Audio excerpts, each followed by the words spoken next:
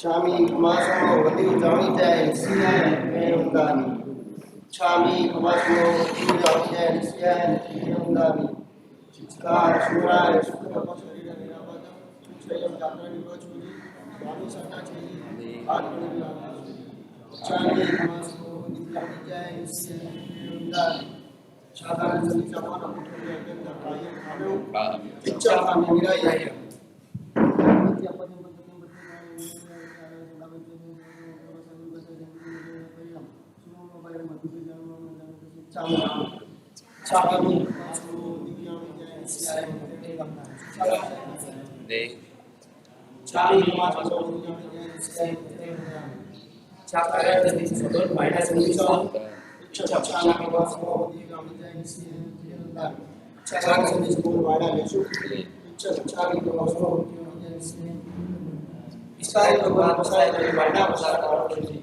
नमो हरिहंताणं नमो सिद्धाणं नमो आयर्याणं नमो वज्रायाणं नमो लोहे सर्वसारं एषु पंच नमोकारो सर्वपापप्रणाशनं मंगलाणं च सर्वेसिं परमं हवै मंगलम् जय जगजीव जोनि वियाणो जगगुरु जगानंद जगनाथो जगबंधु जय जगप्रियामो जय सुयाण भव तीर्थयराणम् अपचिमो जय जय गुरुलोगाणं जय महप्पा महावीर कल्याण बाणपारामृत गंगा हिमाचलम विश्वाम्भोजर भीम देवम वंदेहं ज्ञातनंदनम सर्वारिष्ट प्रणाशाय सर्वाभीष्टार्थदायिने सर्वलब्धि निधानाय श्री गौतम स्वामिने श्री सुधर्मा स्वामिने नमः अज्ञानतिमिरान्धानां ज्ञानाञ्जनशलाकया नेत्रमुन्मीलितं येन तस्मै श्रीगुरवे नमः।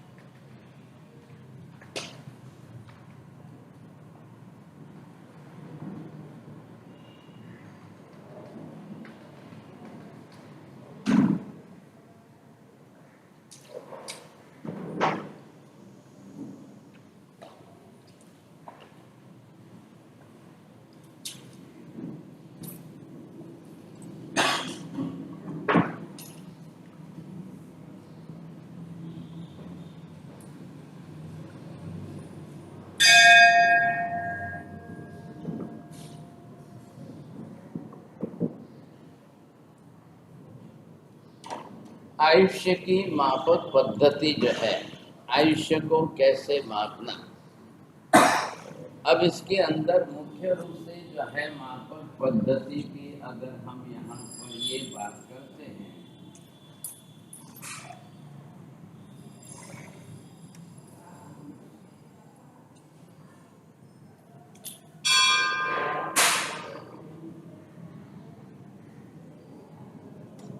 अब ये जो है मैक्रोकॉर्डन की पद्धति है और ये माइक्रो की पद्धति जो है, अब इन दोनों पद्धतियों में से अगर आप समझे कि आयुष्य को अब मापे कैसे, तो स्वाभाविक है कि इसके अंदर की मुख्य गणना है। ये भी अंदर क्या है, इसको जो नाम दिया गया है, ये अंदर के दलित जो है, शास्त्र में ऐसा शब्द मिलेगा। यहाँ ये दलित जिसको आप बोलते हो वो है इसके पार्टिकल जो है, कण कण कण अंदर कितने प्रमाण में है। अब आयुष्य कर्म भी हम जब बांधते हैं तो आयुष्य कर्म के दलित तो उसी प्रकार से बंधेंगे सब। आखिर तो कार्बन वर्गना ही है तो पुद्गल परमाणु है। अब बाकी के सभी कर्म बनते हैं वो भी कार्बन वर्गना के पुद्गल परमाणु से ही बनते हैं। सभी कर्म आत्मा के प्रदेशों पर ही बनते हैं और आत्मा के प्रदेश पर ही फैलता है। अब ये कौन सा पर्टिकुलर आयुष्य कर्म हो गया, ये तो आपको समझाने के लिए मैं यहाँ एक सिलेंडर बना रहा हूँ। कोई आत्मा के अंदर तो कोई सिलेंडर होता ही नहीं है। एक ग्रुप हो गया, एक ग्रुप में तैयार होकर के आयुष्य कर्म बन गए तो उसका काम क्या है, आपको इस शरीर के अंदर इतने वर्षों तक टिका के रखना, बस इसका काम ही इतना है। अब वो चाहे किसी भी जीव के लिए जाए, एक कीड़ी को भी तो जीवन जीना है, एक मक्खी मच्छर को भी जीवन जीना ही है। जीव विचार के शास्त्र में ये बेसिक बता दिया कि मिनिमम आयुष्य कितना है, मैक्सिमम कितना। चौरिंद्रियम तो क्षमास, चौरेंद्रिय का जीव जो भी अपना शरीर बनाकर जैसा जीवन जिएगा, मैक्सिमम आयुष्य 6 महीने मैक्सिमम। अब वो दुनिया में कहीं पर भी किसी भी कक्षा में जा कर के जन्म लेवे। ये हो गया एक मक्खी हो, मच्छर हो, तितली हो, बटरफ्लाई हो या पतंगिया हो या तीड़ हो या जो भी है चौरेंद्रिय के, तो जो चौरेंद्रिय के डिवीजन में आ गया वैसा शरीर जिसने बना लिया उसको मैक्सिमम 6 महीने से ज़्यादा जीवन नहीं है। मिनिमम अपने अपना है सर। अब मिनिमम के अंदर किसने कितना धारण किया है, किसने कितना बनाया है, उसका अपना अपना है। अब एक चीटी है तो चीटी को कितना औना पन्ना दिना एम 49 दिन उसके लिए हो गया। अब 49 दिन अगर वो जीना है तो वो तो जाएगी। तेंद्रिय कीड़ी मतलब तेंद्रिय जीव से એને આંખ નથી હોતી એટલે તેંદ્રિય। હવે कीड़ी होए तो ही तेंद्रिय, माखन होए तो ही तेंद्रिय, आपके बिस्तर में खटमल होते हैं वो भी तेंद्रिय जीव है, अनाज के अंदर दालों में पड़ने वाले जीव तेंद्रिय होते हैं, ઈયળ ધનેડા બધા તેંદ્રિય જીવો છે, બૈરાઓના માથા ઉપર થતી જૂ પણ જે છે તેંદ્રિય જીવ છે। लेकिन मैक्सिमम अगर उसको कोई उसको आघात प्रत्याघात न लगे तो वो बरोबर 3 महीने पसार गए। अब सवाल किसका है, कैसा अटैक आ जाए, महिलाएं नाखून बढ़ाएगी ही बढ़ाएगी, वो उनका जन्म सिद्ध अधिकार है। अब जैसे ही जो है सिर के ऊपर कहीं पर भी जू ने अपनी तरह से उसको भी तो खुराक लेना है, तो चमड़ी के छिद्र में अपनी सुई लगाकर वहां से वो लेगी। उसको ब्लड ही पीना है, उसको दूसरा कुछ भी नहीं चाहिए सर। मच्छर को सिर्फ ब्लड पीना है, मक्खी को ब्लड नहीं पीना है। अब जीव विचार का शास्त्र अगले साल जब बड़े आचार्य महाराज आता है तब समझना, जीवों के अंदर भी मांसाहारी शाकाहारी दो प्राणी अलग अलग, 2 इंद्रिय में जाओ तो भी अलग है, 3 इंद्रिय में जाओ तो भी अलग है, 4 इंद्रिय में। कोरोना क्या है, ये बैक्टीरिया है, लेकिन but it is the poisonous bacteria. Due to that poisonous अब उसको इन्होंने वायरस का ग्रुप दे दिया, तो उसको मनुष्य के ब्लड से मतलब है। आपको मलेरिया का मच्छर काटेगा, आपके ब्लड में उसके एग्स बढ़ेंगे। डेंगू का मच्छर काटेगा, चिकनगुनिया के मच्छर काटेंगे, वो आपके ब्लड में जाकर उसके एग्स बनाएंगे। Blood which contains the 60 to 70% water, और इतना शुद्ध पवित्र पानी ऐसा, तो वो अपनी तरह से उनका काम उतना ही है। लेकिन उसी 2 इंद्रिय के बैक्टीरियल ग्रोथ में बच्चों के पेट में जो वम्स होते हैं वो ब्लड से नहीं पनपते हैं, बच्चे ने जो खाया पिया है वो उसके इंटेस्टाइन में है, उससे पनपते हैं। उसका जीवन उस पर चल रहा है। वो ब्लड में जाकर के नहीं बनते हैं, वो इंटेस्टाइन में रहेंगे। सड़ा गला जो है, शक्कर का खाया है, मैदा का खाया है, ब्रेड खाया है, वो उसके इंटेस्टाइन में फंसा हुआ है, तो उसी में पनपेंगे।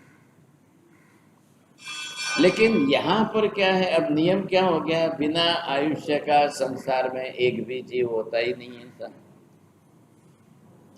तो सबका अपना अपना आयुष्य है।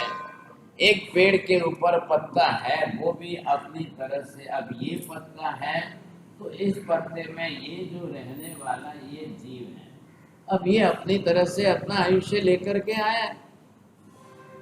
पेड़ के तने में से जब तक उसको पानी मिलेगा वहां तक हरा भरा रह करके जिएगा।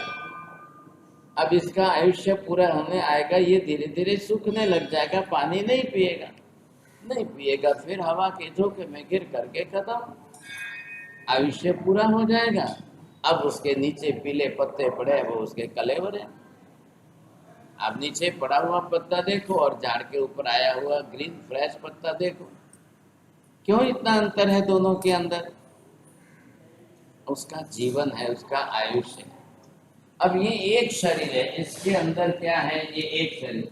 अब ये वाला पत्ता जो आपको दिखता है, क्या फर्क है इसमें और इसमें? इसमें और इसमें आपको कोई नस जो है, नस नहीं दिख रही है। अब इसके अंदर एक साथ में अनंत जीव है, सब फर्क ये है। ये बथुआ की भाजी है, थेक की भाजी जो बोलते हैं, ये मेथी की भाजी है, तांदलजा की भाजी है, धनिया के पत्ते हैं, कोथिमीर जने कोचो, ये एक में एक जीव है। और ये एक में एक साथ में कितने हो गए, अनंत हो गए। अब है अनंत और सब ने अपना अपना आयुष्य बांधा है, लेकिन एक शरीर में है। शरीर एक है सबका मिला हुआ, तो वो एक ही शरीर में उनका आयुष्य चलेगा, एक ही साथ में आयुष्य चलेगा, एक साथ में मरेंगे, एक साथ में जन्मेंगे, एक साथ में आएंगे, एक साथ में जाएंगे।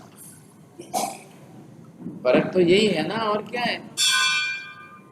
शरीर तो एक ही है, सबको रहने का शरीर एक है, खाली आकार प्रकार अगर बदल गया, अब आकार प्रकार अगर बदल गया तो ये हो गया, ऐसा आकार हो गया, तो अब आपने इसको मूला कह दिया, तो है तो अनंत जीव है। अगर ये रंग बदल गया है तो ये गाजर बन गया है, तो इसके अंदर भी अनंत जीव है।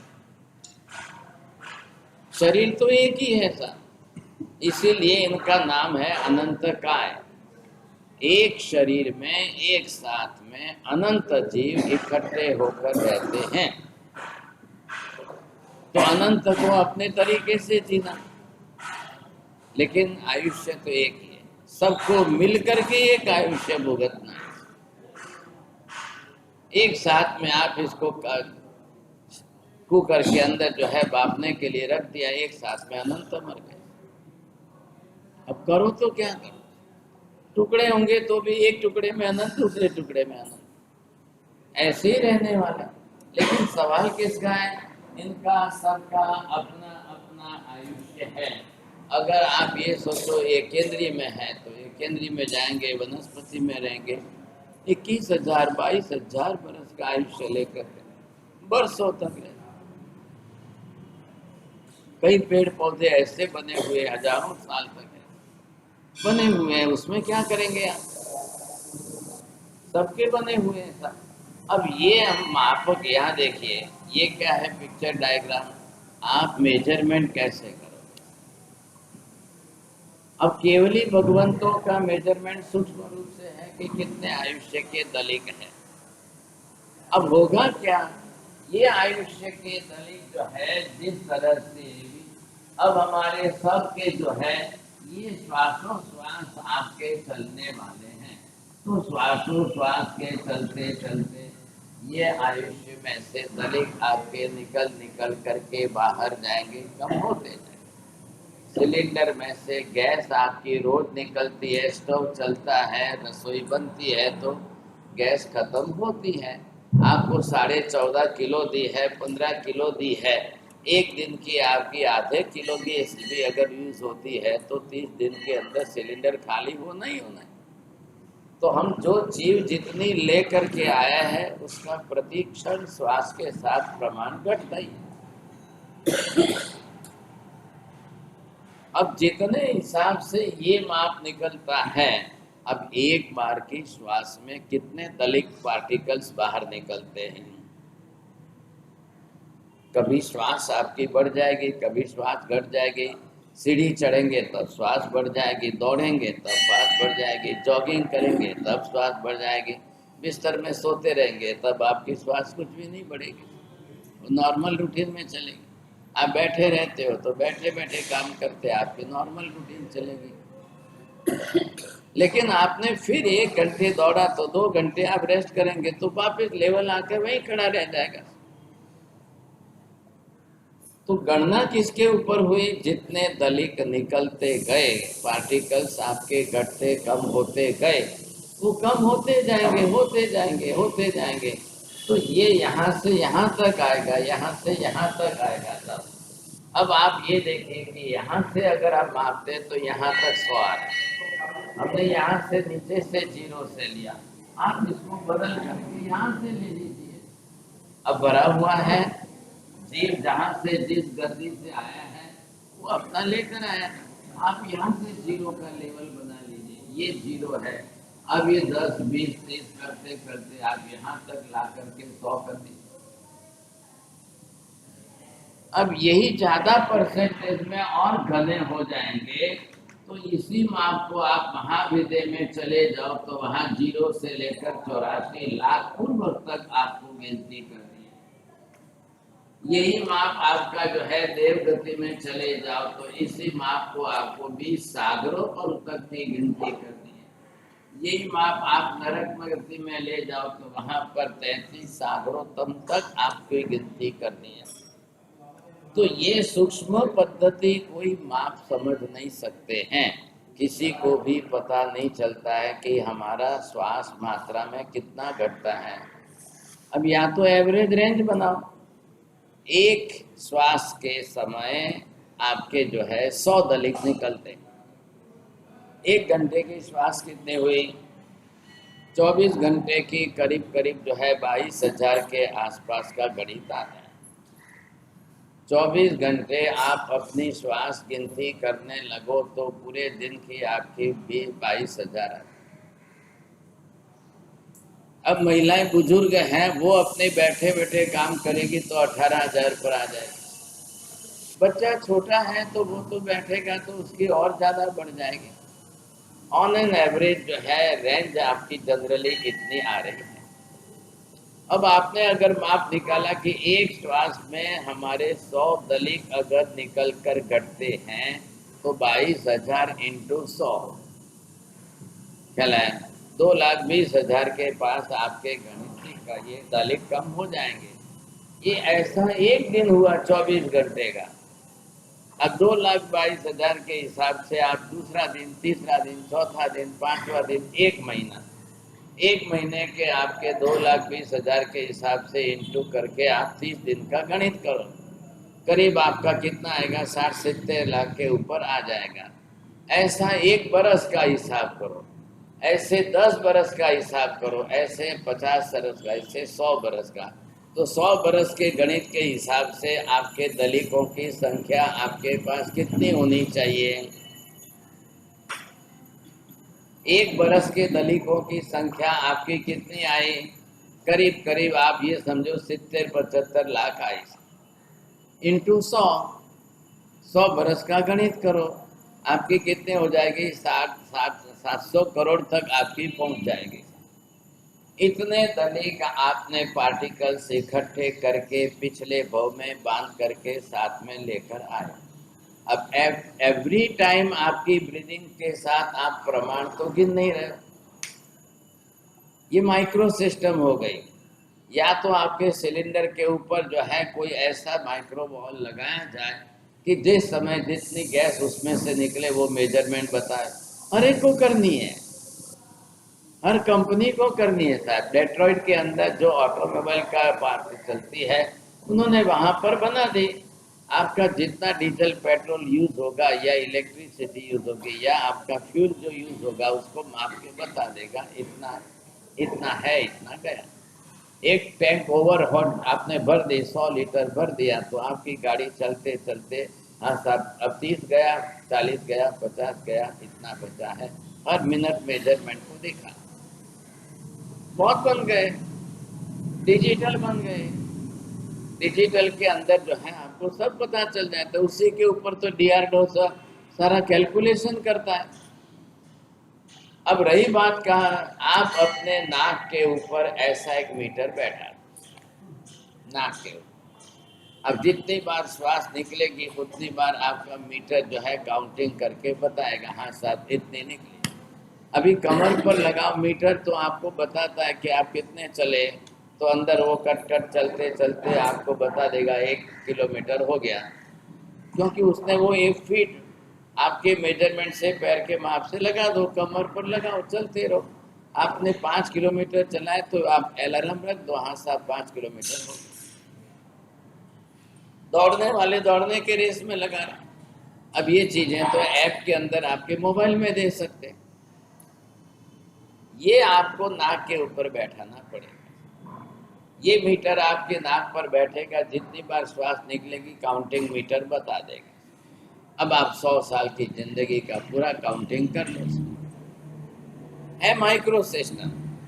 हमने क्या किया, स्थूल गणना के हिसाब से अब इसको काल के साथ जो है मापना शुरू किया।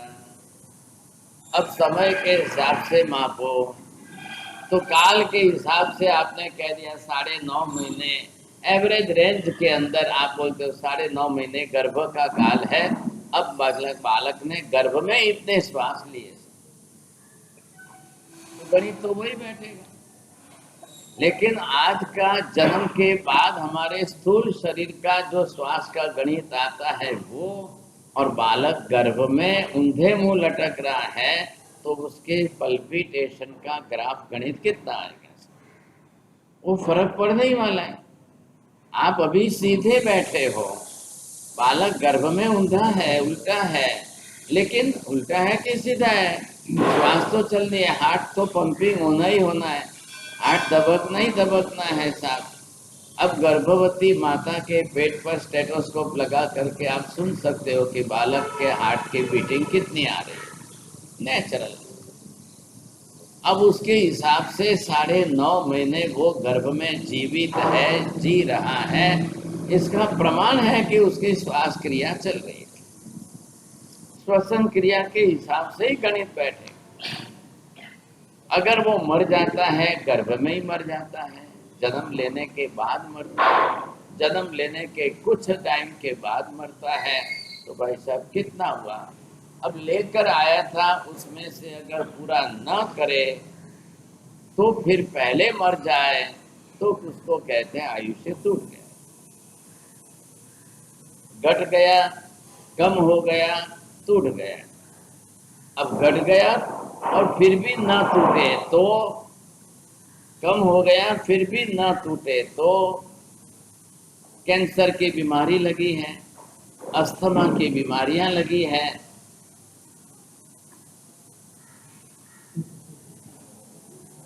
चलो धन्यवाद। अब यहाँ पर बीमारी लगी है तो क्या होगा, जो आयुष्य आपका जिस तरह से चल रहा है, अब ये जो आपका यहाँ पूरा होने वाला था, ये मृत्यु का निमित्त है। अभी इधर कोई कैंसर की बीमारी आपकी चलते चलते आ रही है, तो आयुष्य आपका क्या हो रहा है, रिडक्शन हो रहा है, लेकिन टूटा नहीं। कैंसर वाले भी 1-2 साल निकाल लेते हैं, खींच लेते हैं ऐसा। तो यहाँ पर कब टूटेगा, तो ये घटना जो है कम जरूर हुआ है, लेकिन अगर ये यही आकर के टूटता है। अब इधर देखिए, ये हमने कितना लिया, इनका 100, अब 100 में से ये जा रहा है यहाँ पर 70 पर इनका टूट रहा है, तो बाकी के कितने बचे। तो आपको क्या प्रश्न होगा मन में, इस जन्म के हमारे 30 बचे हैं और नया बांधो तो 30 आपको कैरी फॉरवर्ड होकर के नेक्स्ट लाइफ में प्लस में मिलेंगे। सबकी चिंता यही है। आप यहाँ पर पैसे इकट्ठे करके जाते हो, यहाँ आपके दिए हुए बच गए, सब आपकी मृत्यु हो गई, आपके भाग में आए कतरा है 10 लाख बढ़िया है, आपरे भाग रहा तो 10 लाख हाथी लेन जाए बटे कौन मिली आपने। देवलोक में कहीं पैसे का व्यवहार नहीं है, नरक में है, नरक में कहीं पैसे का व्यवहार नहीं है, तिर्यंच में है कहीं पैसे का व्यवहार नहीं है। तो कौन कर रहा है? सिर्फ मनुष्य कर। बहुत प्राचीन काल के अंदर बार्टर सिस्टम जो थी उसके अंदर तो वस्तु का आदान प्रदान था। किसान आता था, अनाज देता था, कपड़े वाले कपड़ा देता था, लो भाई दोनों का काम हो गया। लेकिन जब से ये पैसा बीच में आया है, एक साधन माध्यम बन गया, तब से इसका व्यवहार चला। अब सब प्रकार के आए, सब मुगल काल के अंदर चमड़ों के सिक्के भी आए थे, मालूम होता, सोने के सिक्के भी आए, अशर्फियाँ भी आई, फिर बाद में चांदी के भी चले। पॉपुलेशन कम थी, जनसंख्या बहुत कम थी, तो उतने प्रमाण में व्यवहार इतने से चल जाता था। आज हो गई 133 करोड़ की जनसंख्या हो गई, अब किसी धातु के नहीं चल सकते, सिर्फ कागज के ही पॉसिबल है। और अब कागज के भी जाएंगे, प्लास्टिक के आएंगे, क्या लाए। ऐसी स्थिति के अंदर लोग व्यवहार चलाना है। लौकिक व्यवहार के अंदर जिस वस्तु का जो व्यवहार होता है उसी से काम होने वाला है। अब यहाँ पर आपका जो आयुष्य, इधर देखिए, 100 में से आपके 70 गए, 30 बचे हैं, कोई 50 पर मर जाए, ये आयुष्य कोई यहाँ आकर के भी पूरा हो जाए, ये आयुष्य किसी का बचपन में पूरा हो जाए, कोई 10-20 बरस का बच्चा चला जाए, यही मृत्यु आपकी कल जन्म के समय हो जाए था, डिलीवरी में ही मृत्यु हो जाए, तो आप क्या बोलेंगे? ये तो जीव गर्भ में तो साथ में लेकर ही आया है, अब वो डिलीवरी के समय मर जाए तो 100 बरस उसको वापस नेक्स्ट लाइफ में अगले जन्म में मिलेंगे। अब वो चला गया, तिर्यंच गति के अंदर जीव गया था, अब तिर्यंच गति में गया तो चूहा बिल्ली बनाया था। ऐसे शरीर में अगर गया है तो चूहा तो कोई 100 साल जीने वाला नहीं है। कुत्ते में गया तो कुत्ते का आयुष्य ही 5-10 साल का, अब 5-10 साल में वो 100 कहाँ इकट्ठे करके जीने वाला। तो महावीर स्वामी ने पहला नियम क्या दिया कि जब आयुष्य टूटे, जहाँ आयुष्य टूटे उसी समय पूरा होता है। 30 बाकी नहीं रहते हैं, बाकी के 50 नहीं रहते हैं, कुछ भी नहीं रहता है। इसलिए आप ये मत सोचिए कि बचा हुआ अगले जन्म में वापस काम आएगा, वो भी समस्या नहीं। Just like the tyre puncture, आप समझ रहे ना, अगर एक टायर पंक्चर हुआ है तो कितनी हवा रहेगी और कितनी हवा निकलेगी?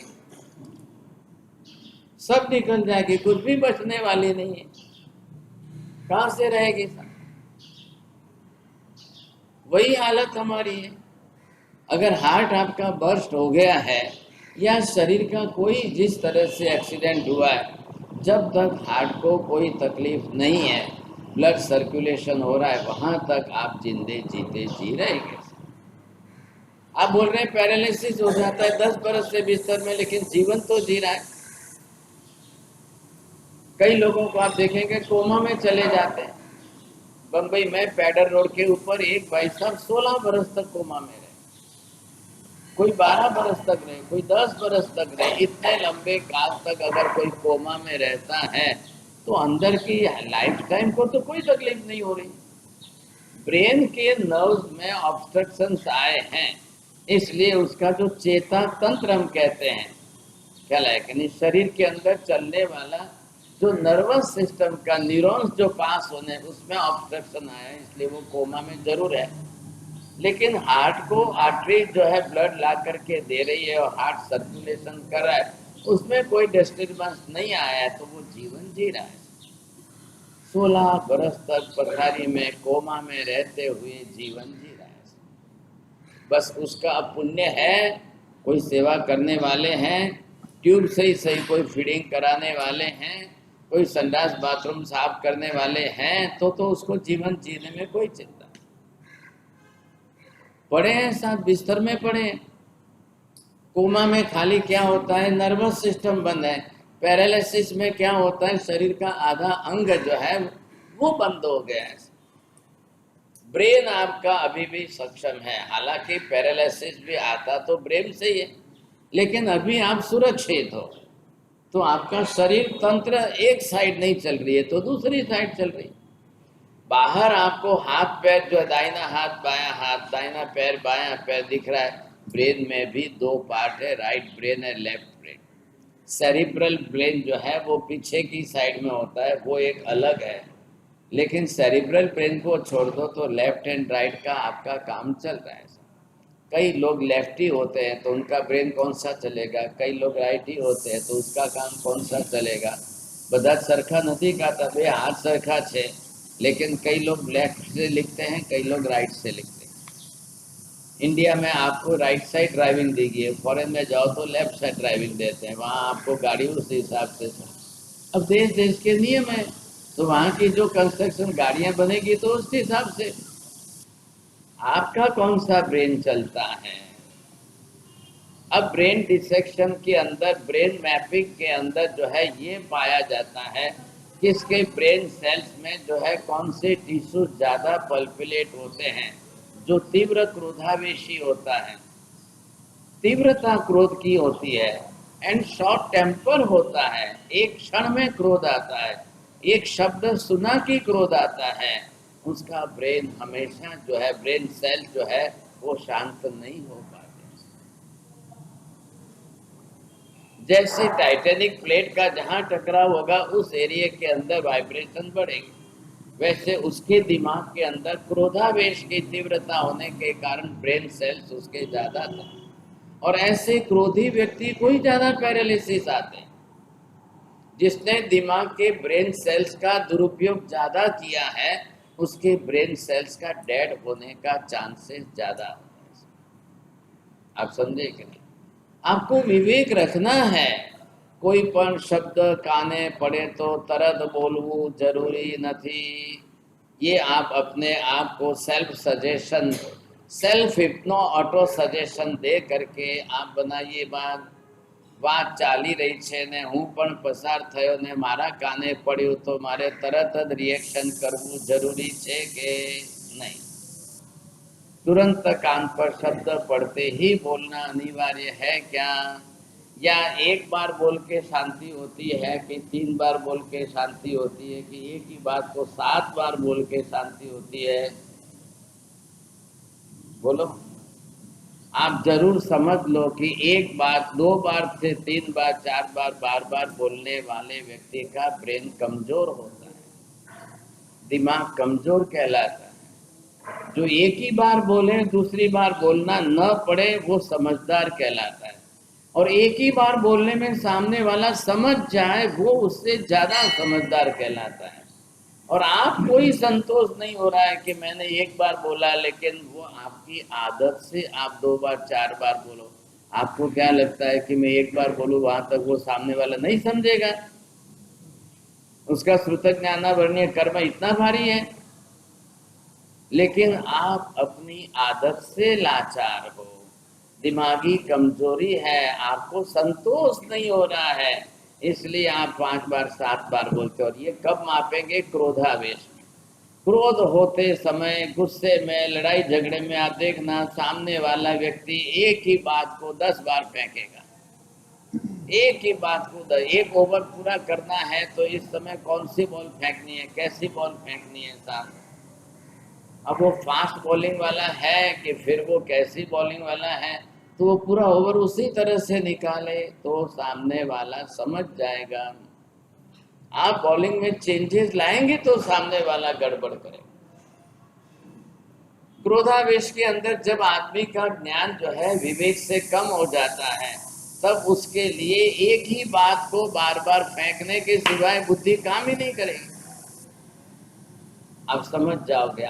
एक नहीं एक बात घूटे छे, एक नहीं एक बात फेंके छे, એવા માણસને સમજાવવાની પણ ભૂલ ના કરતા. दुनिया में सभी समझदार नहीं होते हैं. श्रुत ज्ञाना वर्णीय कर्मना ક્ષયોપશમ ઉપર આધાર છે. જેનું શ્રુત જ્ઞાના વર્ણીય કર્મ જેટલું ક્ષયોપશમથી ખપેલું હશે એની જ બુદ્ધિ એટલી શાર્પ રહેશે, એ જ સમજશે. બધા જ નથી समझी सकता. और जिनको हमेशा ध्यान रखिए, श्रुतम मति पूर्वकम ये तत्वार्थ का नियम है. मति ज्ञान पूर्वक ही श्रुत ज्ञान होता है. अब जिसका मति ज्ञान वीक होगा उसका श्रुत ज्ञान भी मुश्किल से बढ़ेगा. ये तकलीफ है. अगर आप अपनी भलाई चाहते हो, दिमाग को कमजोर नहीं करना हो, दिमाग के ब्रेन सेल्स को ज्यादा डेड नहीं करने हो, तो भी आपको क्रोध का नियंत्रण करना अनिवार्य हो गया है. मैं अपना नियम बनाऊं, चार मोटा वडील बात करता હોય તો એ શબ્દ મારા કાને પડવાથી મારે બોલવું જરૂરી નથી. તમે બોલવા માંડશો એટલે એ લોકો વડીલો વાત કરતા ચૂપ થશે, તમારી વાતને મહત્વ આપશે. તમે એ જ રિપીટ કરીને વાતને વગાડી રહ્યા છો, बात का डाइवर्ट कर रहे हो, सब्जेक्ट की दिशा बदल रहे हो. उनकी बात शायद आगे बढ़ सकती थी, आपने उस बात को अपने विचार पर ला करके रोक दिया. बहुत से विषय क्रोधावेश के कारण आप जितना दूसरों का नुकसान नहीं करोगे, उससे 10 गुना अपने ब्रेन सेल्स का नुकसान करोगे. क्यों करोगे कि क्रोधाविष्ट व्यक्ति का स्वभाव जो है, लेकिन फिजिकल स्ट्रक्चर भी एसिडिक ज्यादा रहता है, और एसिडिक ज्यादा करने के कारण पित्त प्रकोप में उसके ब्रेन सेल्स भी ज्यादा जलते हैं, नष्ट होते हैं.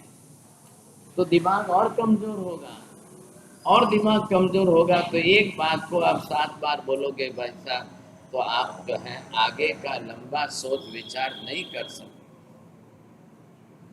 आप दिमाग को इतना सक्षम बनाइए. Your mobile is smart, no doubt, but your brain is not that much smart. Company ने मोबाइल आपको स्मार्ट बना के दिया है. उन्होंने एक बात जो अंदर फिटिंग सेट कर दिया है वो वेरी स्मार्ट, और रैम उसकी ज्यादा कर दी तो फास्ट भी कर दिया था. लेकिन दिमाग आपका इतना फास्ट है कि नहीं है. आप कभी भी गलती मत करो, लेकिन सामने वाले को देखिए, पूरा सेंटेंस सुने बिना ही एक शब्द में ही वो मैदान में कूद पड़ेंगे. આખું વાક્ય પૂરું સાંભળવાની પણ એમની તૈયારી નથી. 3-4 सेंटेंस समझ कर सुन करके उसका हार्ट ऑफ द टॉपिक वो भी समझने को तैयार नहीं है. तो पहले ही शब्द पर रिएक्शन कर रहे हैं, तो पूरी बात कहाँ से. ऐसे शॉर्ट टेम्पर मनुष्य मेमोरी से भी वीक है और समझ शक्ति से और ज्यादा कमजोर है. तो वो फिर ज्यादा कसाई करने के सिवाय उनके पास दूसरा विकल्प नहीं. और फिर वैसी कसाई वृत्ति बनी है तो लेश्या वैसी रहेगी. लेश्या वैसी रहेगी तो आपका संघर्ष बढ़ता है. तो वो फिर आकर के अब आपके आयुष्य पर कहाँ धक्का लगाती है, कहाँ धक्का लगाती है, कैसा धक्का लगता है, ये देखिए. अगर वो आकर के यहाँ पर अपने आयुष्य का बैठा तो कल आपका आयुष्य कहीं भी टूटे. आप कितना लेके आए हो, 100 का जीवन जी रहे हो. अब जीवन जीते हुए जीवन चलना है आयुष्य के हिसाब, श्वास चलेगी आयुष्य के हिसाब. लेकिन दूसरे कर्म भी तो है कि नहीं है. आयुष्य तो एक कर्म है, आयुष्य का एक डिपार्टमेंट है, वो आपका जीवन चलाएगा. बाहर के दूसरे कर्म आकर धक्का लगाएंगे तब आप क्या करोगे. ऑब्स्ट्रक्शन जो है, अटैक है, उपक्रम है, वो आपके जो है अशाता वेदनीय से आएंगे, मोहनीय कर्म के कसाय में से आएंगे, अंतराय कर्म के घर में से आएंगे. ज्ञानावरणीय की बुद्धि विपरीत चलने से भी आयुष्य को धक्का लग सकता है. अब आपका आयुष्य टूटने की नौबत आए, क्या करेंगे, क्या करेंगे. हमेशा ध्यान रखना, जो जितना ज्यादा कसाय करता है बुद्धि में उतना कमजोर होता है, इसीलिए करता है, नहीं तो नहीं करता. आप समझिए. समझदार व्यक्ति का क्रोध भी बुद्धिपूर्वक का होता है, वो बौद्धिक लेवल का क्रोध कर सकता है। लेकिन जो समझदार नहीं है तो उनका कसाय बुद्धिपूर्वक का, समझ शक्ति का नहीं है, वो कसाय अभिनिवेशिक भाव का है, अभिग्रहिक भाव का है, मात्र क्रोधावेश के अंदर पकड़ के कारण होता है। जड़ बुद्धि है, एक बात को पकड़ ली उसी के लिए क्रोध करता है, उसके पास ज्यादा नहीं है भाई। आप समझ गए? ऐसी स्थिति के अंदर कल आपके आयुष्य को धक्का लगे, अब आप क्या करो? अब आपने ये मैक्रोकॉस्म की स्थूल गणना ली तो आपको टाइम के अंदर मापने के सिवाय दूसरा विकल्प नहीं है। समय से માપીએ। મારું જન્મ ક્યારે થયું તો હવે કેટલા વર્ષ થઈ ગયા, અત્યારે વર્ષ સંમત શું ચાલી રહ્યું છે, इन वर्षों के अंदर गिनती कर लो। पहले लोग जो है वीर संवत से करते थे, बाद में विक्रम संवत से ज्यादा करने लगे, अब ईस्वी सन से कर रहे हो सा। લોકોને 90% તો વીર સંવત કયું ચાલે છે ગતાગમ જ નથી। વિક્રમ સંવત કયું ચાલે છે એટલી હજી 50% ને ગતાગમ તો છે। પણ હવે કોઈને પૂછો તમારી જન્મ તિથિ કયા સંવતની છે તો કે બીજું બધું ના પૂછો, 24 नवंबर और संवरस कौन सा है 1985। बस हमको दिमाग में इतना ही बैठा है। अब न तो विक्रम संवत है, न वीर संवत है, न तिथि है न तिथि। हमारे यहाँ पर जो है हैप्पी बर्थडे तिथि से आती है, क्योंकि उस तिथि में वो नक्षत्र वो इम्पोर्टेंट है। आपका जन्म उस दिन हुआ है, उस दिन की जन्म पत्रिका बनी है, तारीख से जन्म पत्रिका नहीं बनती है। तारीख के अंदर राशि ग्रह नक्षत्र, नक्षत्र के चरण नहीं बैठते हैं। ख्याल है आपको? तो तिथि से ही बैठेगा। अब तिथि में 2 12 आई तो क्या करेंगे? तिथि में अंदर जो है 2 सातम है तो कौन सी है, और तिथि में सातम का एक क्षय है तो क्या करेंगे? तो जी आपकी हैप्पी बर्थडे आवता है। 29 फरवरी किसी की आ गई तो वो 4 बरस बाद ही आपकी हैप्पी बर्थडे आएगी, because of the leap year. फिर वो 28 आएगी तो 29 तो आएगी नहीं। क्या करेंगे? शास्त्रकारों ने नियम बनाए हुए हैं, क्षय पूर्वा वृद्धौ कार्या तथोत्तरा। पर्व तिथि की व्यवस्था में आपको ये बैठा के दिए तो आपका हैप्पी बर्थडे आएगा। अब सवाल कहाँ है कि जिस गणना से आप कर रहे हो, अब इस गणना की मापक पद्धति कहाँ पर कैसी है, ये मैंने यहाँ पर 14 राजलोक का जो है ये आपका। अब यहाँ पर आप देखेंगे तो यहाँ ये नरक है, बस मनुष्य क्षेत्र इतना ही है, ये मेरू पर्वत है और ये सूर्य चंद्र है। अब ये देवलोक है, तो इधर देखिए देवलोक में कोई कैलेंडर सिस्टम और नरक में कोई कैलेंडर सिस्टम है ही नहीं। कैलेंडर सिस्टम का मतलब क्या है कि ये सूर्य चंद्र का रोटेशन होगा तो यहाँ पर ही पृथ्वी के ऊपर दिन रात होने वाला है। मात्र मनुष्य क्षेत्र के 2.5 द्वीप के मनुष्य क्षेत्र में ही दिन रात होने वाले हैं। इसके सिवाय पूरे लोक में दिन रात की सिस्टम ही नहीं है। तो यहाँ दिन रात होते हैं तो 1 दिन 2 दिन 4 दिन 10 दिन 30 दिन का महीना, फिर 360 दिन का बरस, ऐसे गिनती करके आप अपना हिसाब निकालो। कल इधर देखिए, कल यहाँ पर कोई पहली नरक में है, कोई दूसरी नरक में है। अब ये 7 नरक जो यहाँ पर बैठा थी, तो 7 नरक के अंदर जो जीव यहाँ पर जाके रह रहा है, अब इसके पास 33 सागरोपन का आयुष्य है, तो वो अपना टाइम कैसे गिने? हैप्पी बर्थडे तो नरक में छे नहीं। अब क्या करेंगे आप? चलो हैप्पी बर्थडे नहीं है तो उसको 33 सागरोपनमा એને ખબર પડે કે મને અડધા વીત્યા ને અડધા રહ્યા છે, પોણો ભાગ વીતી ગયો ને ભાગ બચ્યો છે, खबर कैसे? अब वो करेंगे तो क्या करें? कहाँ व्यवस्था होती है? जहाँ दिन रात होते हैं वहाँ व्यवस्था होती है। दिन रात कहाँ होते हैं? जहाँ सूर्य चंद्र की गति है वहाँ सब। अब सूर्य चंद्र की गति नहीं है, वहां क्या करेंगे आप? देवलोक में सूर्य चंद्र होते ही नहीं है, नरक में सूर्य चंद्र है ही नहीं, तो सूर्य का प्रकाश कोई पृथ्वी के नीचे तो जाने वाला नहीं है।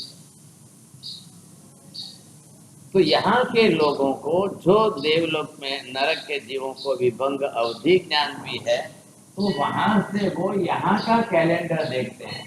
देवलोक के देवता भी वहां से यहाँ का कैलेंडर देखेंगे। भाई महावीर स्वामी के निर्वाण के समय हमारा जन्म हुआ था, तो महावीर स्वामी को गए कितने बरस हुए? 2548 बरस हुए। आज किसी देवता की इच्छा हो कि मैं जानूं तो से मेरा बरस कितने हुए, होगी कि नहीं इच्छा होगी? अब है वहां सागरोपमों का, देवलोक में भी सागरोपमों का आयुष्य, नरक में भी सागरोपमों का आयुष्य है, तो वो क्या करेंगे? वो कैसे गिनती करेंगे? कोई रास्ता नहीं है, वहां कुछ भी नहीं है, न तो दिन होता है न रात होती है, न रात होते हैं न दिन होते हैं, वहां कोई व्यवस्था ही नहीं है। अब फर्क क्या है कि देव गति के अंदर मणि रत्न आदि है तो उसका प्रकाश और प्रभा में ज्यादा उजाला है, तो जीवन जी रहते हैं। अब नरक में तो वो भी नहीं है, खाली पहली नरक ની अंदर थोड़ा चमकता पत्थरों ની हल्की सी आभा लागे, क्या है, इससे ज्यादा और कुछ नहीं। अब उनका लंबा जीवन होते हुए सागरोपमों का, एक सागरोपम बरोबर असंख्य बरस। अब वो बेचारे करें तो कैसे करेंगे सोचिए। तो ऐसी स्थिति के अंदर उनको जीवन बिताना भारी पड़ता है। अब देवताओं को फैसिलिटी अवधि ज्ञान की, एक बड़ी अच्छी फैसिलिटी, जन्मजात अवधि ज्ञान है, तो फटाक से वो तो आकर के देख लेंगे अभी कौन सा समय चल रहा है, इधर कौन सा बरस चल रहा है, संवत कौन सा है, तो अपनी गणना करो। अब वहां के सागरोपमों के आयुष्य में 5वां आरा पूरा बीत जाए, 6ठा आरा पूरा बीत जाए, फिर पहले आरा बीत जाए, फिर दूसरा आरा बीत जाए, अब 84,000, 4 आरे जाएंगे तो खाली 84,000 है, तो भी उनका आयुष्य पूरा नहीं होगा। अब क्या करो आप? अभी अभी यहाँ पर बैठे हैं सैनिक महाराजा का जीव, अभी यहाँ पर पहली नरक में है, 84,000 बरस का आयुष्य है। अब 21,000 बरस का 5वां आरा पूरा जाएगा, दूसरा 21,000 बरस का 6ठा आरा पूरा जाएगा, दो मिलके पूरे आरे बीत गए तो भी खाली 42,000 बरस, आधा आयुष्य हुआ। अब वो कैसे जानेंगे? वहां कोई साधु महाराज तो जाएंगे नहीं नरक में। अब पूछेंगे तो किसको पूछे? सब एक सरीके ही है वहां पर, तो पहली नरक में सब एक सरीके। मिनिमम कहां से शुरू हो रहा है? 10,000 बरस से तो शुरुआत हो रही। अब 10,000 बरस से लेकर के एक सागरोपम पे रेंज जो है वो पहली नरक। मैंने 10,000 क्या बोला है? नहीं, 10,000 बरस ये आंकड़ा किसका है सामान्य रूप से? क्या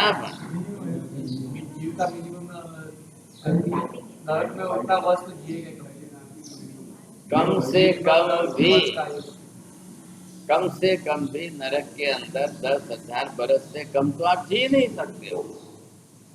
तो कम से कम आयुष्य नरक का 10,000 हो, हमारे 10,000 है, गिनना है तो यहाँ 10,000 रुपया को नहीं। अब हमारे यहाँ के हिसाब से कम आयुष्य से नरक के कम से कम आयुष्य की तुलना करो तो हमारा कितना है?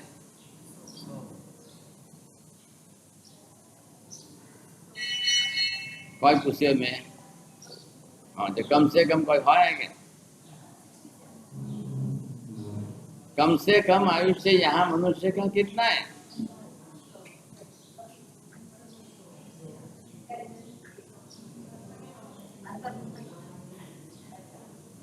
जोरती बोला हमरे, तुम जोरती बोला हमरे। बस अंतर्मूर्त એટલે આ તમે સામાયિક કરો છો 2 ઘડી, એ 48 મિનિટ કઈ ગણવાની?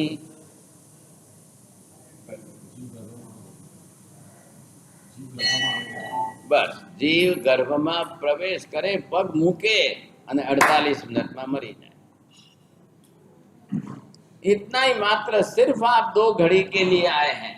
अब ये आपका जीव जो है गर्भ में प्रवेश किया और प्रवेश करते 2 घड़ी का 48 मिनट जितना हमारा, इसको बोलते कम से कम।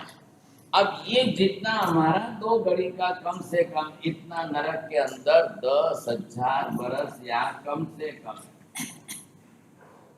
ये हुआ। इसका बोलते कम से कम का अर्थ इतना होता है। अब 10,000 करने क्या माने? अभी महावीर स्वामी को निर्वाण हुए आज भी 2548 हुए, 10,000 कहाँ? इतना तो कम से कम मिनिमम जीना ही जीना है। और इतना ही जो है बाकी जो है, जो हमारा चल रहा है उतना ही देव गति के अंदर वहां भी जाओ तो भी आपको मिनिमम 10,000 बरस तो पहले बिताने ही है। એટલે જીવ હજી ગર્ભમાં 9.5 મહિના તો કાઢે જ નહીં, प्रवेश કરીને જતો રહે, ना तो माँ को पता चले ना किसी को पता चले, कुछ भी ख्याल नहीं। अब ऐसा तो किसी स्त्री के जीवन में 10 बार होता होगा, पता ही नहीं चल रहा है। अब वो जीव तो आया, मनुष्य गति में तो प्रवेश किया, अब मनुष्य गति में आकर के 2 घड़ी के 48 मिनट में आयुष्य पूरा करके रवाना, कुछ भी पता नहीं चला। ऐसी स्थिति के अंदर कितने जीव हैं? लाखों जीव आज भी हैं कि जो आकर के चले जाते हैं, बस कहवा माटे के भाई एक उसको रबर स्टैम्प लग गया, कहाँ जाके आया, किस गति में जाके आया, मनुष्य गति में जाके। तो क्या उसने बांधा ही इतना था या ज्यादा बांधा था और टूट गया तो सोपक्रम हो गया, या बांधा था ही मिनिमम से मिनिमम का ही बांधा था। इसलिए केवलियों ने पर्याप्त अपर्याप्त का 2 डिवीजन किया हुआ है। पर्याप्त जीव भी है, अपर्याप्त कक्षा के जीव भी है, दोनों प्रकार। तो वो तो 2 घड़ी के पहले ही चला जाएगा और उसके पहले चले। अब ये प्रक्रिया तो संसार के अंदर चलने वाली, लेकिन सबके पास अपना आयुष्य। अब सिमंदर स्वामी को पूछा जाए कि हे भगवान, શું આ સંસારની અંદર મિનિમમ આયુષ્ય બાંધનારો વર્ગ કેટલો અને મેક્સિમમ આયુષ્ય બાંધનારો વર્ગ કેટલો અને મીડિયમ કક્ષાનો આયુષ્ય બાંધનારો વર્ગ કેટલો? तो भगवान भी कह रहे हैं कोई मिनिमम वाले ज्यादा है ऐसा नहीं है और मैक्सिमम वाले भी ज्यादा है ऐसा नहीं है, लेकिन मीडियम क्लास के लोग ज्यादा है। अब जिन्होंने भी आयुष्य बांधा है तो वो आयुष्य कितना है, अब किस कक्षा का किस लेवल का बांधा है वो पहले आता। लेकिन अब बांधने के बाद अगर आप आए हो तो आपके पास स्टॉक पूरा है, स्टॉक पूरा है तो आप उसको पूरा भोगिए। लेकिन अब दूसरे कारण जब इकट्ठे हो जाते हैं, मोहनीय कर्म के राग द्वेष और क्लेश कसाय के कारण जब ज्यादा हो जाते हैं, तब मोहनीय कर्म के कसायों की तीव्रता के कारण लोग सुसाइडल टेंडेंसी, आत्महत्या की विचारधारा वाले बन जाते हैं। दुख जब सहन नहीं होता है, आपके दुख ही जीवन में प्रमाण में कई गुना ज्यादा आ गया और आपकी सहन करने की क्षमता नहीं है।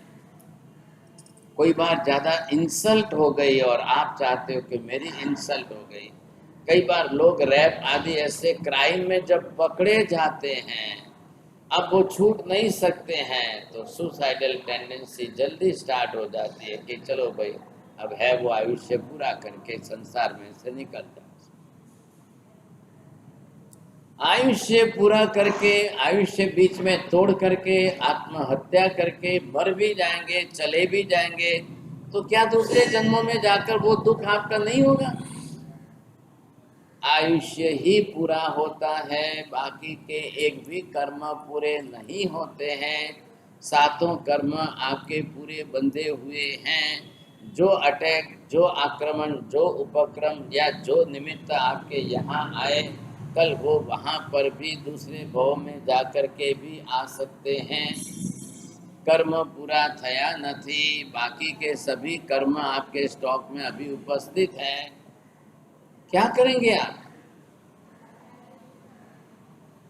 नहीं भी चाहते हुए आयुष्य तो पूरा ही होगा, और चाहते हुए भी बाकी के 7 कर्म पूरे नहीं हो रहे हैं, वो और साथ में चल रहे हैं। साथ हो सकता है एक भव के जैसी वेदना, पीड़ा, तकलीफ, दुख, सजा आप भविष्य के कई जन्मों तक भुगतते रहो, कई भवों तक। भव बदल भी जाएंगे, गति बदल भी जाएंगे, जन्म जाति बदल भी जाएंगे, फिर भी कर्म आपको दूसरे भविष्य के भवों में भी दुखी करते करते करते ही रहेंगे। आप नहीं छोड़ सकते हो। अब आप क्या करो? ये चक्कर चलने वाला है, इसीलिए तो भव बढ़ते हैं। आयुष्य कर्म के कारण भव संसार नहीं बढ़ता है, आयुष्य कर्म के कारण भव संसार चलता है, लेकिन अन्य दूसरे मोहनीय कर्म आदि के कारण भव बढ़ते हैं। कई जन्म आपके बढ़ेंगे। एक भव में इतने भारी कर्म कसाय मोहनीय की बांध लो कि भविष्य के 100 जन्म तक आप बढ़ जाए। गौशाले ने सामने से अपने भव बढ़ा दिए, संगम ने सामने से अपने भव बढ़ा दिए, वैसी पाप प्रवृत्ति करके कमठ ने निकाचित दियाना करके अपने सामने से भव बढ़ाए। अग्नि शर्मा और गुणसेन के जीवन में आप देखेंगे तो सामने से उसने चल करके अपने भव बढ़ाए, और मात्र कसाय की धारा में, सिर्फ क्लेश कसाय की धारा, दूसरा कोई विकल्प नहीं। भगवान ने आयुष्य के हिसाब से धर्म नहीं बताया, मोहनीय कर्म की, राजद्वेष कसाय की प्रवृत्ति को घटाने के लिए वैसा धर्म बताया। तो आपको जन्म से लेकर के 12वें गुणस्थान तक पहुंचते पहले एक ही मोहनीय कर्म का क्षय करने का ही धर्म करना है। एक कर्म का, सिर्फ एक ही कर्म को क्षय करने के लिए आपको 12वें गुणस्थान तक धर्म करते रहना है। और वो धर्म कौन सा हो गया? बस विषय कसाय आदि के निमित्तों को घटाना, इसका एक ही धर्म। अब वो आगे ज्यादा कुछ भी नहीं कर, चल रहा है सो चल रहा है, चल रहा है सो। कर्म के संजोग हैं आपके, अब कर्म के निमित्त वैसे बनाए हुए हैं, इसलिए आयुष्य कर्म के हिसाब से नहीं बनाए। आयुष्य कर्म के हिसाब से धर्म बनाए तो कैसे बने? सिर्फ आयुष्य के हिसाब से इतना ही कहा गया है कि आयुष्य का भरोसा नहीं है, इसलिए जो भविष्य में करने का प्लानिंग सोचते हो वो काल करे सो आज कर, आज करे सो अब कर। और आपने अपनी मेंटालिटी बना दी है कि आज करे सो काल करो, काल करे सो, इतनी क्या जल्दी पड़ी है साहब। तो आप ये विचार करके, हम उल्टे चल रहे हैं साहब। भगवान महावीर स्वामी, गौतम स्वामी को बार बार एक ही बात कहते थे, गोए मां समयम मां पमाए। हे गौतम, एक समय का भी प्रमाद मत करना। तो बार बार इस बात को रिपीट करने की क्या जरूरत थी? और वो भी गौतम को कहने की जरूरत पड़ी, जो गौतम स्वामी एक क्षण का भी प्रमाद करते नहीं थे।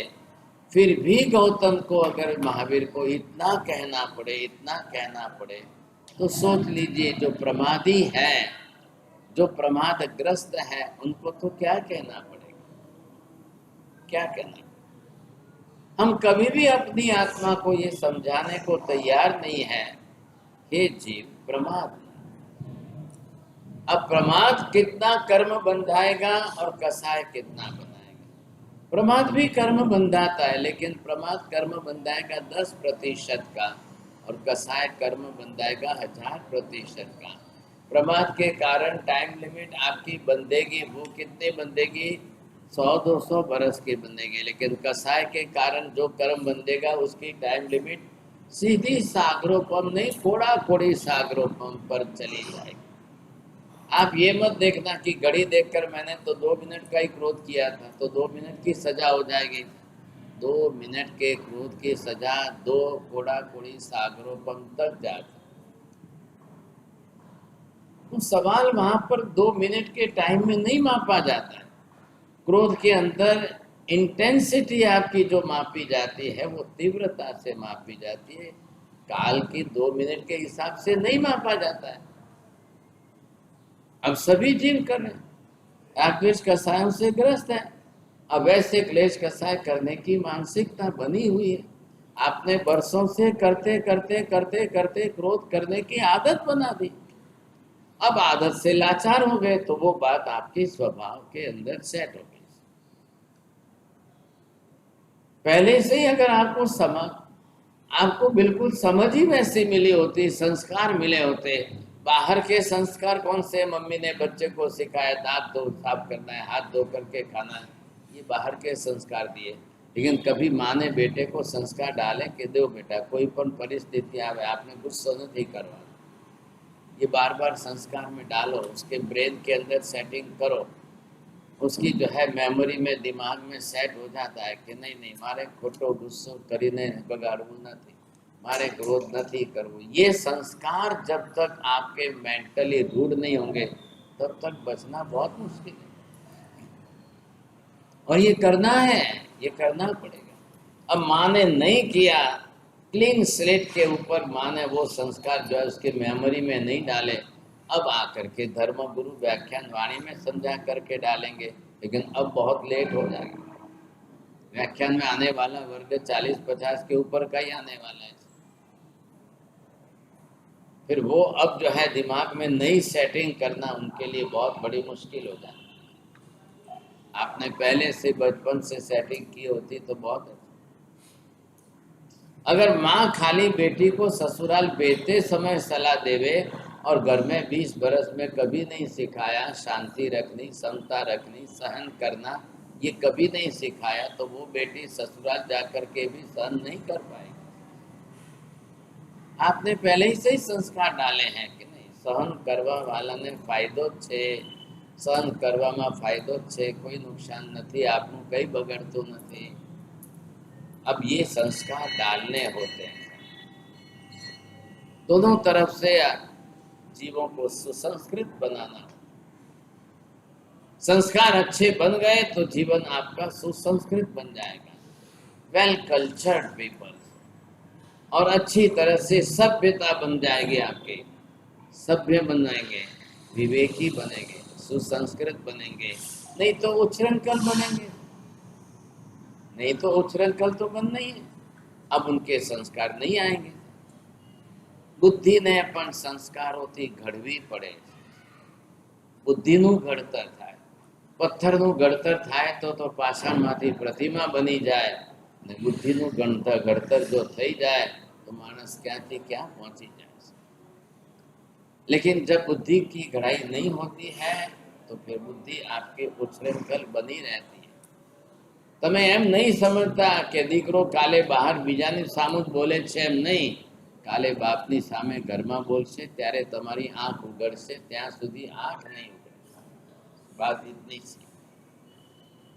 4 महीना चातुर्मास चला भागशालियों, आज हमको तो 124 दिन पूरे हो रहे हैं, क्योंकि 4 दिन पहला आ गया था इतना। अब इस हिसाब से जो है आपका 4 महीने का काल चला। अब जो समय बीतता जा रहा है भागशाली, समय के साथ का योग संयोग है। आप यहाँ के रहवासी, हम कहाँ से आए, ना कोई जान न पहचान। और फिर संघ के अंदर तो चातुर्मास जो है हर साल नए नए महात्मा आते ही हैं। न आपको पर्सनल संबंध से मतलब है, न कोई संबंधों का दौरा है, लेकिन सवाल किस बात का है कि कब जाकर के कोई आपको योग संयोग मिलता है। मात्र किसका? धर्म का उपदेश का निमित्त मिला। इस धर्म के उपदेश के निमित्त से ये चला है, और यहाँ तक आते आते कर्म शास्त्र के सिद्धांत की कई बातें समझने की कोशिश की। मैंने 1 मिनट भी बिगाड़ कर इधर उधर की फालतू बात आपको की नहीं, और मेरे नेचर में नहीं। 1 मिनट भी नहीं करता हूँ वे वहाँ तक 10 मिनट बढ़े तो ज़्यादा अच्छी होती है कि चलो 2 तत्व की मौलिक चीज़ें सिखाए, बेसिक फंडामेंटल जो है वो आपको मिले। लेकिन अब समय कम पड़ता है, 4 महीने समझाते हुए भी न तो आयुष्य कर्म पूरा हुआ, न पहले का मौनीय कर्म भी पूरा नहीं हुआ। स्टार्टिंग की थी ज्ञानावरण्य दर्शनावरण्य से, वो भी नहीं हुआ। अब मैं तो ट्रस्टियों को विनती करके जाऊंगा, भविष्य में बड़े आचार्य महाराज को ला रहे हैं तो फिर आप वापस जो है थोड़ा कर्म के शास्त्र पर, एक पौधा लगाया तो पानी सिंचन करेंगे तो बढ़ेगा, और फिर अगर ये ज्ञान इस विषय का नहीं मिला तो फिर हमारी मेमोरी तो इतनी है नहीं था, सेव गांठिया वाले लोग हैं तो कहाँ से बढ़ेगी। लेकिन फिर भी जो आप लोगों ने समझने की कोशिश की, जितने लोगों ने भी समझने की कोशिश की, जितने लोगों ने नोट्स किया, लिखने की कोशिश की, तो आपके लिए बहुत अच्छी पर्सनल डायरी बन गई। जब सामयिक लेकर बैठोगे, स्वाध्याय करोगे तो ये वापस पुनरावर्तन में आपका ज्ञान पक्का होगा। भगवान तीर्थंकरों का दिया हुआ ये ज्ञान है। विपाक सूत्र में तो खाली आपको भविष्य का रिजल्ट बताना था, आपने कौन से कर्म बांधे, कैसे कर्म बांधे, तो उसका रिजल्ट क्या आता है, उसके एग्जाम्पल दिए किन के जीवन में कैसा। अभी और हमारे पास 4-5 दिन और है, क्योंकि चौमासे में 4 दिन पहले आए थे तो कार्तिक खुद एकम के बाद 4-5 दिन और रहने वाले कि गुरुवार के बाद लिबर्टी गार्डन में व्याख्यान हो गए, जो भी 4-6 दिन वहाँ के मिले हैं तो वहाँ पर भी व्याख्यान। પછી ની વાત तो अब मलाड, अब बाद में तो आगे तो मुश्किल है ये समझे कि नहीं। तो यहाँ भाग्यशालियों आज चौमासी चौदस है। मैं विनती करता हूँ कि जिन जिन लोगों ने संवत्सरी प्रतिक्रमण किया है वो कंपलसरी आज चौमासी प्रतिक्रमण भी अवश्य करे। दोपहर को 2:30 बजे देवनंदन 24 तीर्थंकर भगवंतों का करिए, शाम को 6:30 बजे चौमासी प्रतिक्रमण करने पधारिए। कल चातुर्मास समाप्ति के बाद कार्तिकी पूर्णिमा के निमित्त पहले ही पालीतना की दिशा में विहार होता है, क्योंकि कल का दिन जो है द्राविड़ और वारी खिल्लर जी के 10 करोड़ की संख्या में पालीतना पर मोक्ष में जाने का दिन है। अब वो पालीतना की इतनी पवित्र तीर्थ भूमि पर थे और वो मोक्ष में गए तो हर एक जगह पर जैन शासन की व्यवस्था बैठ गई। कोई भी साधु साध्वी कहीं भी किसी भी दिशा में हो, वो कार्तिकी पूर्णिमा के दिन पालीतना की दिशा में विहार करें। अब ऐसे निमित्त में हम यहाँ से सीधे पालीतना तक जा सके ये तो संभावना कम है, तो त्रिमूर्ति पार्क वालों ने वहाँ पर पट बनाकर पालीतना की भाव यात्रा कराने का आयोजन किया है। तो यहाँ से विहार करके त्रिमूर्ति पार्क तक जाना होगा। सुबह 6:30 बजे यहाँ दर्शन चैतन्य करके निकलेंगे, 6:45 पर रवाना हो जाओ तो 5 मिनट का ही रास्ता है, कोई ज़्यादा रास्ता भी नहीं है। 5 मिनट तक तो मजे आले है कोई 5 मिनट में कोई। यहाँ से वहाँ तक जाने के बाद सीधे ही पहले पट दर्शन, पट जुहारने की क्रिया करेंगे, 5 चैतन्य हो जाएंगे। अब उसके बाद में जो है प्रवचन के अंदर पालीतना की तीर्थ भूमि पर कब किस तिथि को किस काल में कितने आत्मा मोक्ष में गए, सभी संख्या करोड़ों में है ऐसा भी नहीं है, लाखों वाली संख्या भी है, हजारों वाली संख्या भी है और सैकड़ों वाली संख्या भी है। इतिहास बहुत लंबे काल का है, बहुत लंबे काल का इतिहास लेकर आप कॉपी पेन साथ में रखना और आंकड़े लिख लेना, एक एक तिथि आपको महत्व में आ जाएगी। गई पूनम जो बीती आसो सुद पूनम में कितने मोक्ष में गए थे और कल जो पूनम आ रही है उस दिन कितने मोक्ष में गए थे। तो एक हमारे पास आलम्बन रहता है कि इस कंकड़ कंकड़ की भूमि पर इतने आत्मा सिद्ध हुए, इसलिए कहा जाता है कांकरे कांकरे अनंता से। तो ये कल जो है वहाँ पर भी इसी तरह से, किंतु भाई ब्लैक बोर्ड तो चाहिए समझाने के लिए कि मोक्ष की दिशा में सिद्ध शिला समझा करके आपको एक तरफ संगीत के साथ में भाव यात्रा और दूसरी तरफ जो है અને બધાના પાસે ઘરમાં જો હોય તો ચોપડી લેતા આવજો, પાલીતાનાની સ્તવનની પુસ્તક ખ્યાલ આવે આજે આદેશ્વર અલબેલો રે મહિલા મંડળ ગાવી કે हाँ महिला मंडल ने को के जो हनुमान ऐसा, तो बहुत अच्छी बात है कि एक साथ में सब मिल करके गाएंगे तो बहुत अच्छी बात, क्योंकि किंतु भाई वहाँ से लाइव करके सब जगह देश विदेश में पहुँचाने वाले।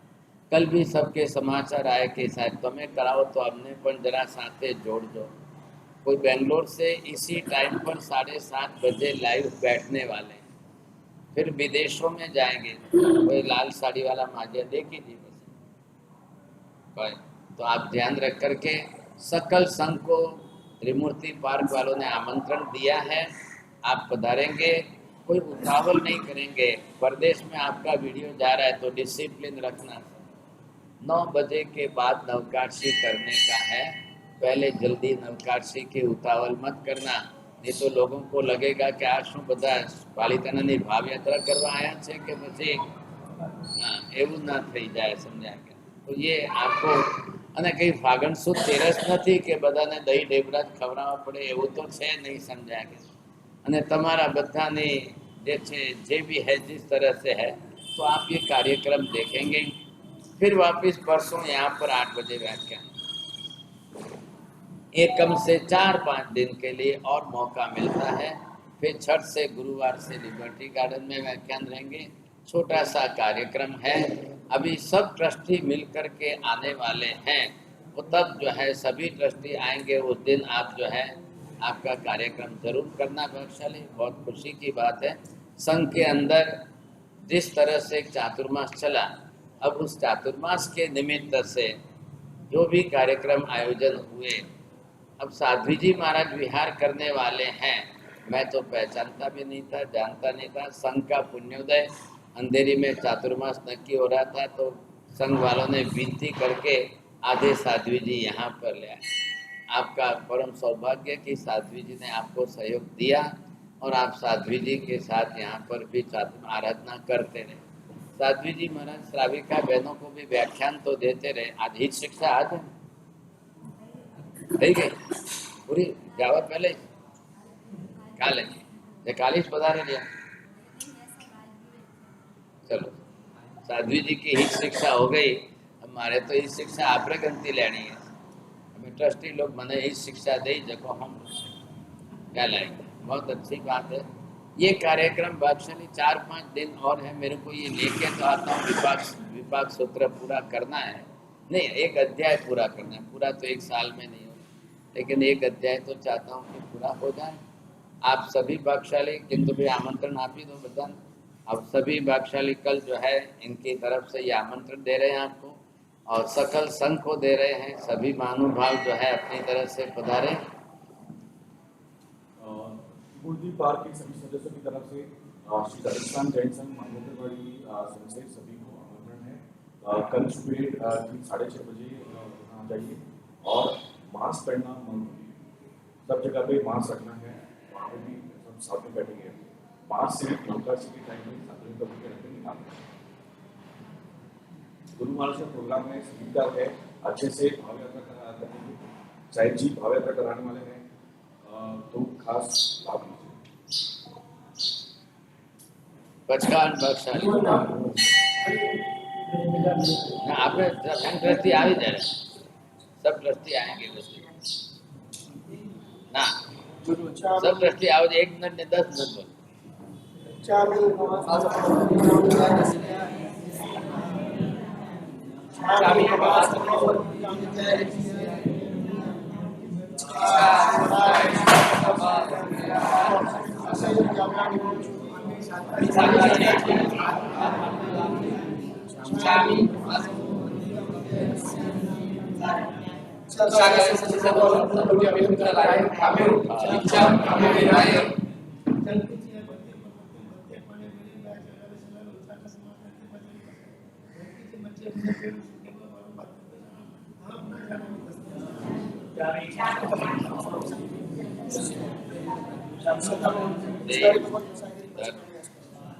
उपवास पाना सूर्य के